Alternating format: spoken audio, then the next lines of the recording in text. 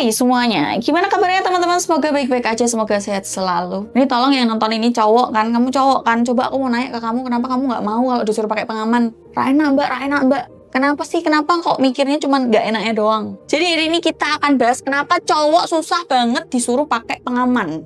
Tolong ya istri-istri yang nggak mau KB hormonal, nyuruh suaminya pakai pengaman susah, kasih lihat videoku, ben tak seneni. Biar tak kasih penjelasan, tolong suruh suamimu nonton dengan hati yang tenang, pastikan perutnya kenyang, jadi kasih dia makan dulu, dulang nerak gelemangan, ya kasih dia kopi, kalau udut ya kasih dia udut, biar santai, tenang, jadi mendengarkan penjelasanku dengan hati yang tenang. Banyak cowok yang nggak mau pakai pengaman dan ketika dibahas, akhirnya apa? Debat atau nggak jadi main, bener kan? Iya nggak Pak? Dan anehnya yang akhirnya sering ngalah adalah ceweknya. Karena cowoknya nggak mau, ya wes. Biasanya kejadian kayak gini tuh lagi enak-enaknya, lagi on fire, lagi mau bleng, blusuk. Terus ceweknya bilang, "Pak pakai pengaman dulu, Pak pakai ini dulu." Dan reaksi cowoknya macem-macem. Ada yang nggak usah lembut, ada yang nggak usah langsung dilebokke, ada enak-enakin, ada yang marah, macem-macem responnya. Santai kok, aman. Selama ini kan kita aman-aman aja, tenang, sayang, mekanikku jago. Dan di titik itu cewek akhirnya pikir, ya udahlah daripada rak sidong, kok mute elek, bar kui mutung, bar kui opong, kok jatah bulananku dikurangin, kok nek aku njaluk duit nggo jajan anakku, anak kita loh, padahal anak kita loh, kok diirit-irit dan lain-lain. Ya udahlah daripada ribet, daripada berantem, dituruti nggak pakai. Iya apa yo?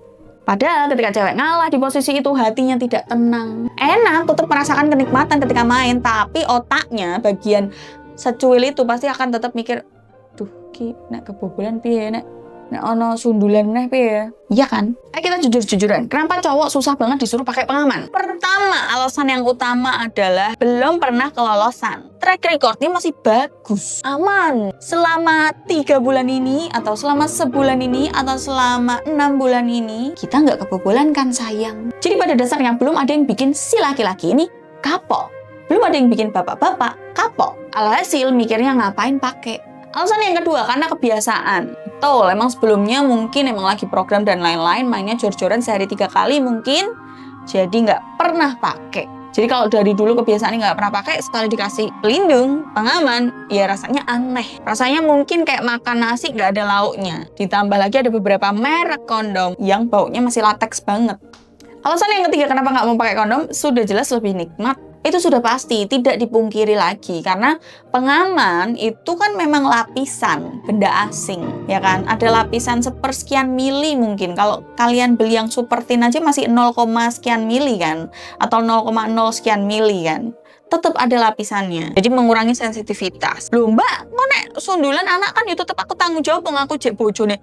Betul, semoga ekonomimu tetap bagus, kesehatanmu tetap bagus ya Pak. Jadi tetap nemenin anaknya, tetap mengasuh anaknya, ora dijol ke kabeh ning bojone. Betul, di poin itu betul. Kalian sudah berumah tangga, suami istri, tapi takut hamil. Tenang, akan ada pembahasan lebih lanjut. Tapi coba kita bayangin setelah kalian making love, setelah kalian in the hoy, asik, enak. Besokannya mikir, ceweknya langsung buka HP, buka kalender, buka aplikasi. Kok aku belum mens ya? Langsung hitung tanggal, masa subur, oh udah lewat masa subur, nggak tenang, deg-degan tiap hari sampai dia mens. Nanti kalau dikasih tahu, Pak kok aku belum ini ya, tenang, telat paling kan kamu biasanya mundur-mundur. Yang kepikiran istrinya. Siapa yang badannya berubah? Tadi kita udah bahas, bapaknya tetap tanggung jawab, menafkahi, tetap kerja dan lain-lain. Wong ora tak cerai mbak, bojoku nek meteng mbak, tetap tak tanggung jawab. Tapi Pak, ada tanggung jawab yang nggak bisa kamu gantiin. Siapa yang badannya berubah, berat badannya pingpong, naik drastis, stretch mark di mana-mana, itu baru fisik.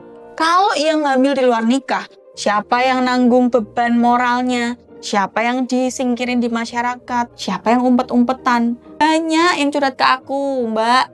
Pacarku nggak mau tanggung jawab, masa dia ngomong ini anak siapa? Emang kamu tidur sama aku doang? Ada cowok-cowok model kayak gitu. Kenapa akhirnya banyak cewek yang sering diem? Ketika debat ya, disuruh pakai pengaman, nggak mau. Ada perdebatan kecil, akhirnya ceweknya diem aja, ya udah nurut-nurut aja. Pertama, karena capek debat, takut dibilang ribet, takut cowoknya ilfil, takut jajan di luar akhirnya cowoknya. Bojoku kira asik kok wes nih kan dadak nganggo pengaman, wes tak jajan yang jopo wae. Coba kalau kita balik. Para bapak-bapak dan cowok-cowok ini yang akan hamil, berat badannya naik turun, yang akan ngerasain dramanya hamil dan melahirkan. Ya kalau melahirkannya gampang, mulus-mulus aja lah. Kalau pakai komplikasi, pakai indikasi medis dan lain-lain, dan ribet dan harus operasi dan bla bla bla. Hormonnya kacau sampai 3 tahun, sampai berapa tahun. Bekas lukanya di mana-mana. Kira-kira kalau dibalik kayak gitu, bapak-bapak yang ngerasain itu semua, di mana tanggung jawab yang nggak bisa digantikan itu, apakah kalian kalau dibalik tuh ya menolak kalau disuruh pakai pengaman? Kalau disuruh pakai pengaman, itu nggak usah itu nggak usah favivu, nggak usah nanya, nggak usah alasan, langsung dinggo, nggak usah pikir panjang. Kenikmatan bisa didapatkan dari mana saja ketika kalian sudah sah menjadi suami istri. Ini tuh soalnya bukan masalah kejantanan, tapi ini soal tanggung jawab. Sekarang aku nanya sama kamu yang nonton, kalau di posisi seperti ini, siapa yang lebih egois? Ceweknya kah? Atau cowoknya? Coba tulis pendapat kalian, aku pengen baca. See you in the next video. Bye!